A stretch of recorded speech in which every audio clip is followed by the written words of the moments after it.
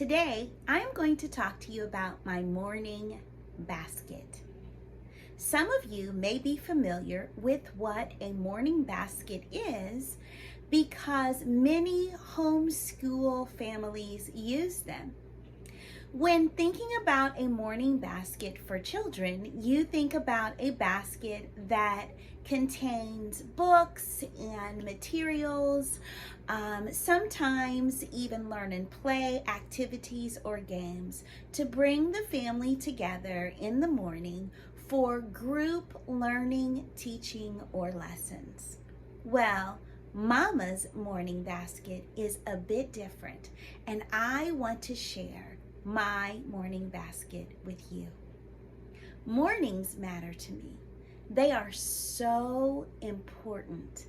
As a matter of fact, I rise early every morning, as I shared in my previous video, Mornings Matter. I will list it down below. They matter to me because it is a time that though I rise early, I gain time for myself by getting up earlier than everybody else. Yes, I get up between 4:30 and 5 o'clock every morning, and it is a struggle sometimes. You better believe that it is not always my greatest desire to leave my husband in my warm bed for time alone. But it is so important and so good for my mental, spiritual, and my physical well-being that I make that sacrifice regularly. Well, part of my morning, one of my favorite things to do is to have devotional time. And my devotional time is the time that I spend reflecting on God's Word. I spend that time in prayer. I spend that time, as you see here, this is actually the space that I do it in, with a candle lit. I sit here cozy with a blanket, and I really do enjoy that time. Well, this is my morning basket. At this particular time, my morning basket items are housed here, and it sits here very conveniently so that when I sit down in the morning, I have everything that I need at my fingertips. What do I need? The things that I need for my devotional quiet time are, of course, my Bible. I also have my personal journal. This is the one that I am currently using. I journal. Now, in my personal journal, I don't necessarily journal daily. I journal just my conversation, my thoughts with the Lord, as well as my considerations. What I do daily is I also prayer journal. Now, that is a daily thing for me, specifically for my husband. Here I have a journal for each person and or group that I pray for regularly. And so I pull out that journal and I spend some time journaling my prayer using a couple of books, one of which is specifically for praying scriptures for my children. And the other one, this particular one that I use for praying scriptures for my children are for my young children that I am actually homeschooling. You will find that this particular book is really good for encouraging me to focus on prayers that will help them to grow in their individual walk with the Lord. For my adult children, I have a separate journal, and I pray for them without prompts, but more related to the season of life that they're in, particular situations that they might be in, as well as how I consider where they are with reference to Walter and I as a couple, how we've grown through things, as I see our children growing and expanding their families each day.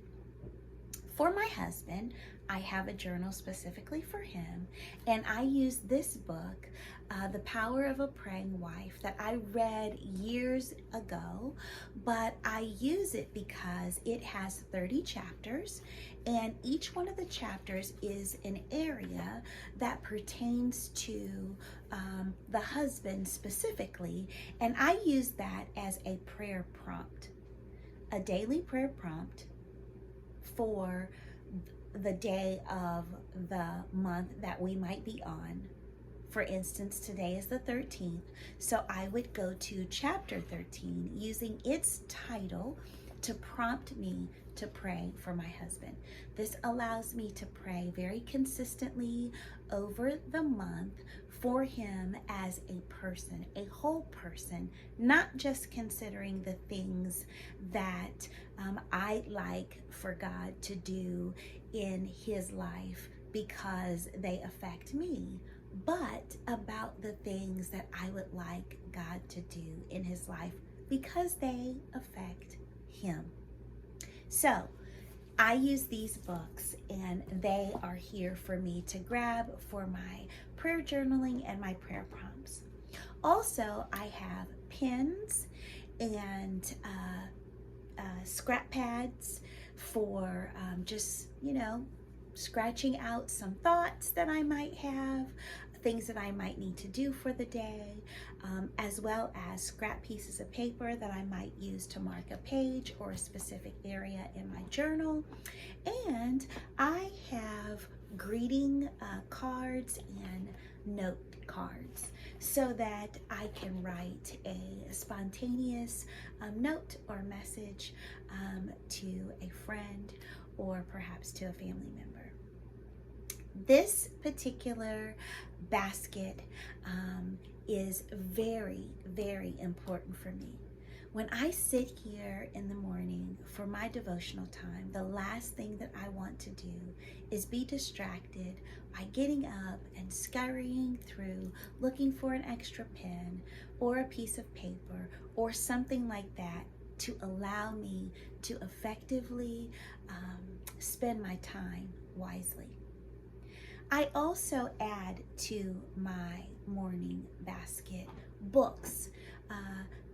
Generally, I have a book or two that I am reading to encourage or inspire me as a woman. Those books that I am trying to get through or aid me in my Bible study, I will have here in my morning basket as well. I want to encourage you, if you don't already have an area that you steal away to, whether it's in the morning, in the afternoon, or the evening, for some quiet time, just with you and the Lord, make that space. And once you get that space, get yourself a basket or a box and gather all the things that you might need to spend that time intentionally. This time that I spend alone every day really allows me to get things off of my heart, off of my mind, as again, I reflect on God's word.